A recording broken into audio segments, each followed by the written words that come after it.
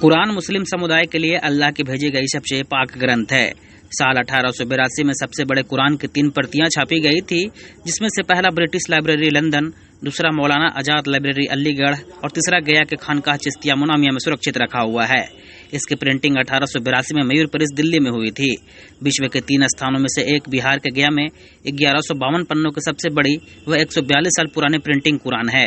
इसे वर्ष 1793 में हाथों से लिखा गया था, किंतु इसकी प्रिंटिंग 1882 में मयूरपरिस दिल्ली में हुई है। बिहार के गया के नौवागढ़ी रामसागर स्थित खानकाह मुनामिया चिश्तिया में यह कुरान एक बड़ी धरोहर के रूप में मौजूद है। मुस्लिम स्कॉलर के अनुसार विश्व में सबसे बड़ी कुरान 1882 ईस्वी में प्रिंट हुई थी। इस प्रिंट हुई कुरान को विश्व में सिर्फ 3 स्थानों पर सुरक्षित रखा गया है। यह कुरान तफसीर हुसैनी और तफसीर अजीजी के नाम से विख्यात है। इसे हिंदुस्तान के विख्यात इस्लामिक स्कॉलर शाह अब्दुल अजीज मुहद्दिस देहलवी और शाह रफीउद्दीन मुहद्दिस देहलवी ने 1793 के आसपास में लिखा था। उनकी हिंदुस्तान और अरब में काफी प्रसिद्धि थी। सबसे बड़ी खासियत यह थी कि प्रिंटिंग हुई कुरान अरबी, फारसी और उर्दू तीनों ही भाषाओं में है। फारसी और उर्दू में इसकी प्रिंटिंग होने से इसे पढ़कर समझना काफी आसान हुआ है। 1882 में पहली बार बड़े फॉन्ट में यह कुरान छपी।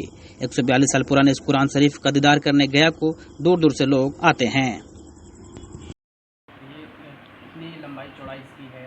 ये बहुत तवील साइज़ में है, मतलब इसकी जो लंबाई अच्छी खासी है और इसकी चौड़ाई भी अच्छी खासी है और उसको उठाना आपको आसान नहीं है और काफ़ी वज़न भी है उसका।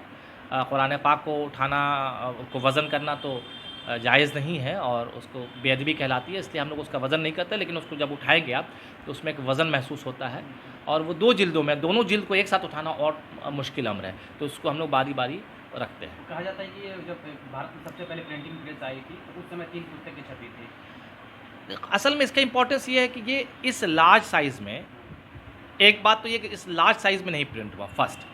सेकंड ये है कि इसमें 3 चीज़ें हैं। एक फ़ारसी में अनुवाद, एक उर्दू में अनुवाद, फिर एक पर्शियन में आपको इसकी तफसीर। तो इस तरह से उर्दू में तफसीर, तो ये 3-4 चीज़ें इसमें जो है एक साथ मिलेंगी। मतलब अगर आप रिसर्च कर रहे हैं और आपकी 2 अलग अलग ज़बानें, मतलब एक साथ आप समझ लीजिए कि 4 किताबों को पढ़ रहे हैं, तो वो एक किताब नहीं है बल्कि 4 किताबें, और 4 इतने बड़े स्कॉलर हैं कि पूरे जो ये कॉन्टिनेंट है, इस कॉन्टिनेंट में उनकी फैमिली वली अल्लाही ख़ानदान से मशहूर रही और उनका बहुत बड़ा कंट्रीब्यूशन है इस्लामिक प्रोपगेशन में। तो इसलिए इस पॉइंट ऑफ व्यू से 4 बड़े स्कॉलर्स का एक साथ एक किताब में जमा होना ये बहुत बड़ी बात होती है। इसकी कॉपी और कहाँ कहाँ पे है? इसका जो अवेलेबल जो कॉपी है वो सिर्फ 2 जगह पे, एक यहाँ के अलावा 2 जगह पे है। एक तो ब्रिटिश म्यूज़ियम लाइब्रेरी जो है, उसकी जो लाइब्रेरी है लंदन में, एक वो है, और दूसरी अलीगढ़ मुस्लिम यूनिवर्सिटी में मौलाना आज़ाद लाइब्रेरी है, दूसरी उसमें।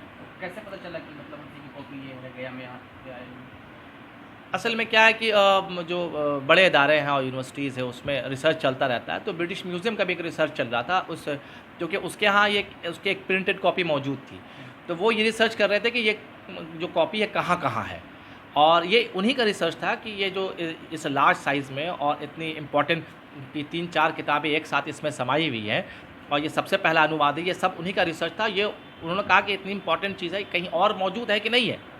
तो पता ये चला कि मौलाना आज़ाद में पता चला, उनके एक्सपर्ट वहाँ आए और वहाँ पता किया तो मालूम हो कि वहाँ थी। फिर ये लोग खोजते हुए यहाँ पहुँचे और हमसे कम्युनिकेट किया, तो हमने बताया कि हमारे यहाँ है। तो इस तरह से हमें भी मालूम हुआ और उन्हें भी मालूम हुआ कि इसकी एक पहली बात तो इसकी महत्वता क्या है और दूसरी बात कि इसकी अवेलेबिलिटी कहाँ कहाँ है। अभी भी यहाँ पे लोग आते होंगे रिसर्च वगैरह? ज़्यादातर इसमें रिसर्च स्कॉलर ही आते हैं, क्योंकि पब्लिक तो कुरान ऐसे भी पढ़ लेती है, लेकिन जो रिसर्च स्कॉलर होते हैं जो कुरान पे काम कर रहे हैं या किस तरह से ज़बान पे जो लोग काम कर रहे हैं, जैसे कि इसका एक अहमियत ये है कि सबसे पहला पर्शियन में अनुवाद है, तो फ़ारसी का अनुवाद सबसे पहला होने की वजह कर इसकी बड़ी अहमियत है।